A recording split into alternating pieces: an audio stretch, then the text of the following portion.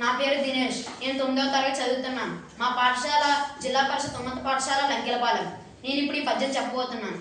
విమల యశోనిధి పురుష వృత్త మెరుంగచరుండు జూవే వేదములు పంచభూతములు ధర్మము సంధ్యలు నంతరాత్మయున్ యముండను చంద్ర సూర్యులు నహంబును రాత్రియు నన్మహా పదార్థములివియుండగా నరుడు డక్కున నేర్చునే తన్ను మృచ్చిలన్.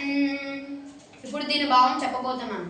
నిర్మలమైన కీర్తికి నిధి వంటివాడా ఓ దుష్యంత మహారాజా, వేదాలు పంచభూతములు ధర్మం ఉదయం సాయం అనే సంధ్యా సమయాలు, హృదయం యముడు చంద్రుడు సూర్యుడు పగలు రాత్రి అనే మహాపదార్థాలు మానవుల ప్రవర్తనని ఎప్పుడు గమనిస్తూనే ఉంటాయి సుమా.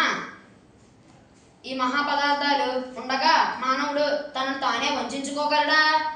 తాను చేసిన దానిని దాచుకోగలడా? దాచుకోలేడు.